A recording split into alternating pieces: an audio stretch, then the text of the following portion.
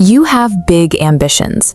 You know exactly what you want your life to look like, and you already know the steps required to get there. But instead of taking action, you are frozen. You fall into a predictable loop. You know what needs to be done, yet you do nothing.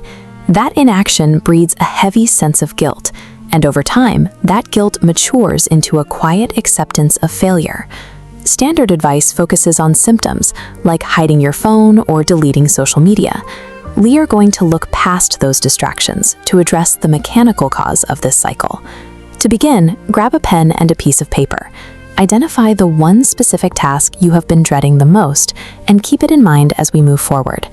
Interrupting this loop requires us to stop treating behavior as a matter of willpower and start treating it as a matter of physics. This boulder follows Newton's first law of inertia. Objects at rest stay at rest, and objects in motion stay in motion. Our habits follow the same rule.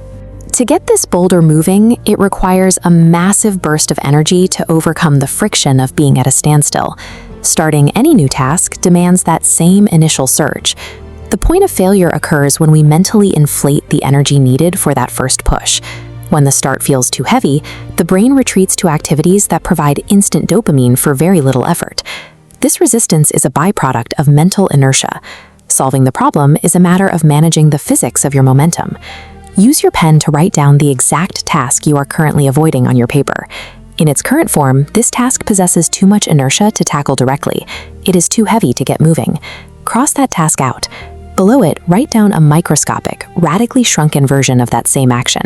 If the goal was a 5,000-word essay, shrink it to just 50 words. If the goal was a full workout, shrink it to merely packing a gym bag.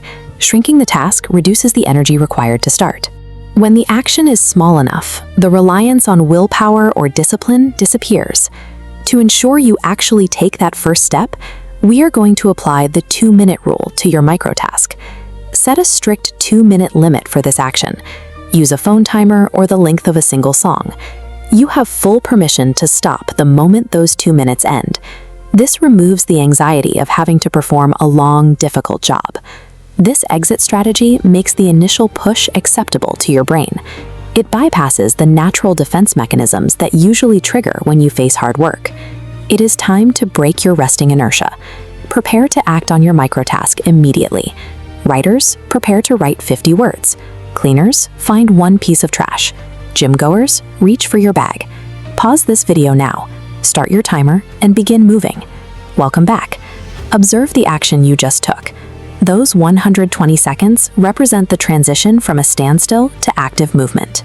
You have crossed the threshold that was previously keeping you stationary.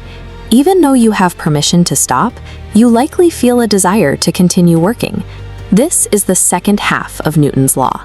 Now that you are in motion, that momentum will naturally propel you to write the next sentence or finish cleaning. The hardest part of the physics, the start, is behind you. This framework can be applied to any area where you feel stuck, whether it's fitness, relationships, or personal projects. Reaching a monumental goal does not require you to see the entire path ahead. As Martin Luther King Jr. said, you only have to take the first step.